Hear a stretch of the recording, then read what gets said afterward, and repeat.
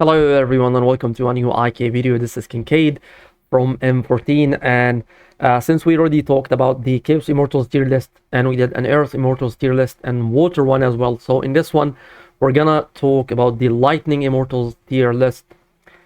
So hopefully this will be helpful for you in deciding to choose which Immortals you want to build and you want to invest in. So let's get started. I already prepared the tier list and these are all the epic Lightning Immortals that we have. So let's start with Genghis Khan, since in my opinion Genghis is the face of the Lightning team and he's without a doubt is the most important one in there.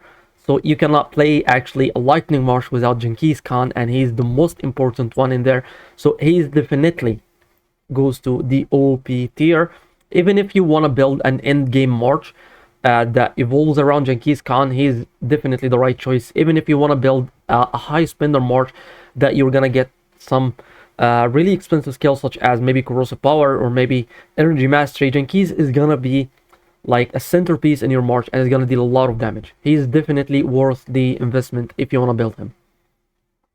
So his skill basically deals insane amount of damage. Not only this, but he also applies wounds to the enemy team. Pretty sure I have Genghis at least 5 stars around here. I reset him, I think. Yeah. Right, so his skill deals up to 500% damage to all enemies and causes wounds. The wounds last for 10 seconds, and this is actually a big time. He will be able to cast his skill one more time even before this negative effect runs out. So when it comes to his exclusive artifact is so simple. It only increases his damage by 30%. It increases the damage of his ultimate skill by 30%, which means that he's gonna not only deal 500% damage, he's gonna deal 650% damage if you do the math.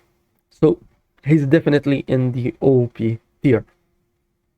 I want to talk about Tokugawa as well. Tokugawa is actually a very helpful immortal. He's very strong. He applies shields, he applies sustain, and he applies a lot of negative effects to the opponents if he's receiving normal attacks. The negative effects varies from reducing attack speed and lots of things as well. So not only this, but he also applies shields similar to Charles. And if you have his exclusive artifact, his shield's gonna be working against. They changed it, I think. So the Thunder Array right now, Cracking Thunder duration increased to 7.5 seconds. It used to be 6 seconds. Okay. But actually, he is still in the OP tier. I've seen a lot of strong Lightning players using Tokugawa, and this is why I placed him here. So let's keep going.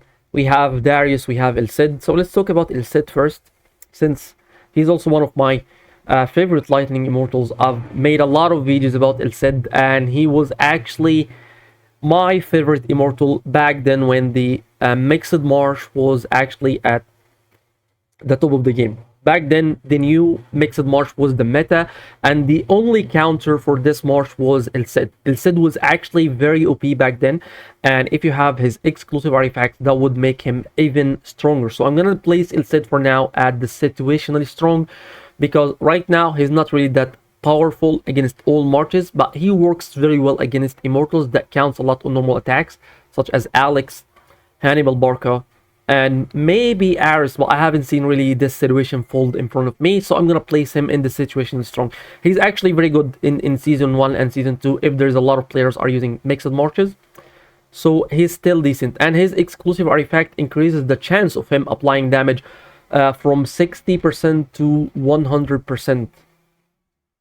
So after casting Conquest, receiving normal attacks will always cause physical damage to the enemy team.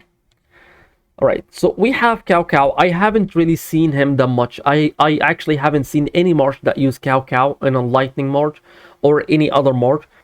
So he's kinda tricky to place in this list. So I'm gonna place him based on what I see on his ultimate skill. So I see on his ultimate skill that I see him reduce his damage and applies lots of heals.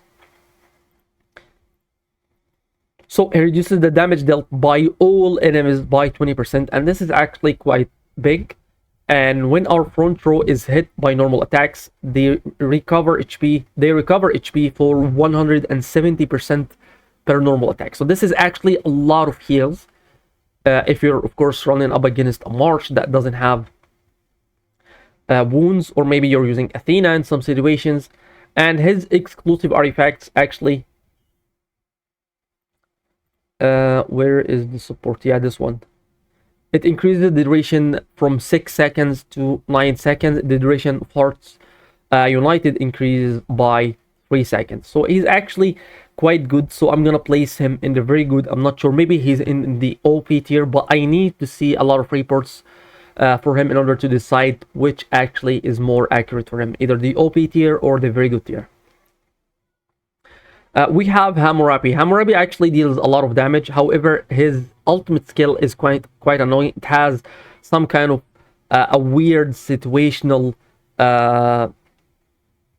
you know, what does it called? It has some kind of weird mechanics that some certain situations need to unfold in order for him to apply a lot of damage. He's actually quite good with Tokugawa, and he's quite good with Genghis, but in the current meta, you cannot use 2 damage dealers in the back row. You will always have to use a support along with a mage immortal or a ranged immortal. So you cannot use him along with Genghis. So just the fact that Genghis still exists in the Lightning March, that will never make Hammurabi an OP tier. So I'm gonna place him in the very good tiers because he deals quite a bit of damage. His damage is decent, but I think Genghis is way better than Hammurabi, so I'm gonna place him in here.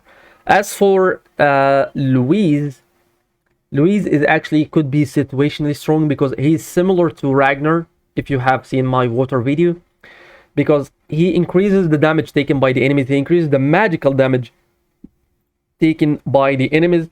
He also got some kind of a special mechanics. So for his passive, he got a passive that increases his attack speed by 20%. And the active changes the physical attacks to magical attacks for 9 seconds with a 55% chance to trigger a lightning each attack, dealing magical damage to the target and to 1 or 2 nearby units, and increase the magical damage they receive by up to 20%. So I'm going to place him in the situational strong because he could be very useful if you're going to use him with Hammurabi or maybe with any other mage that has maybe a strong skill such as infinite firepower. I don't remember how his artifact looks like. Is increased to, so it increases the chance from 55% to 65%. Doesn't really change that much. He's still in the situation strong. As for YSG, he goes to the Soul Crystal tier. As for Richard, I think, well, actually Richard is quite useful because he is a 100% a free-to-play immortal, and I see a lot of free-to-play players are using him in either the fire marches or the water marches in the early game. So I'm gonna place him in the usable tier because his stuns could be actually very annoying. So if you are a low spender, I recommend you to build Richard in the early game. He's free, he's cheap, he's easy to build, and his stun is actually quite useful. And he counters lots of mages if he was placed in the right position. As for Peter and Darius, I've seen a lot of guys using Peter, but I have my own opinion of Peter. Peter was originally released to counter Alex. That was like some old history when the game just begun, because he actually purifies or dispels all buffs and inflicts physical damage. So the strategy was using Peter in front of Alex, and then Alex casts his ultimate skill, and then Peter will be able to dispel all his buffs, the buffs that increases Alex's damage and increases his attack speed. However, ever since Alex got his exclusive artifact, he cannot, his buffs actually cannot be dispelled because all his buffs turns into a passive. Peter is quite useless right now, and he does not dispel all the buffs that Alex gets. However, I've seen a lot of people actually using him, and he deals quite some decent damage because of his exclusive artifact. And I'm not sure what kind of buffs that he can dispel, but I think he's usable. He's still usable right now. Otherwise, I would have placed him in the very good tier, but he's actually... Well, let's actually make him situationally strong, because in some situations he will be good and some other situations he will be bad. So let's place him in the situation strong. As for Darius, Darius is actually, he should be a damage dealer. That's how he is, because his skill inflicts physical damage to all enemies, and it has a 30% chance to reduce the physical attack by 30%, with an additional 30% for the first cost. So he's actually a damage dealer that applies a lot of physical damage, up to 360%. His exclusive artifact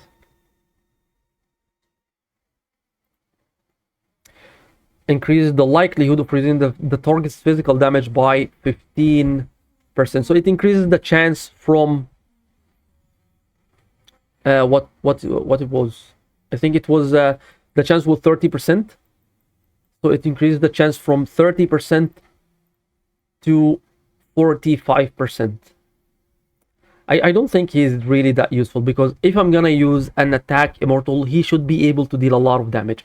That's my opinion of attack immortals, to be honest. So if I'm gonna use an attack immortal, he should be at least at Alex's level, or maybe Manku, or Tutankhamun, or an immortal such as Wukong, or maybe Poseidon. But having some kind of assist or a support passive skill in the immortal, on the attack immortal skill, is quite useless for me, because I can replace this with a defensive immortal that reduces damage, or I can use a mage, a support immortal that could actually support my other damage dealers. So I'm gonna place Darius in the soul crystals tier, because I don't like his skill, and I think there's a lot of replacements for him.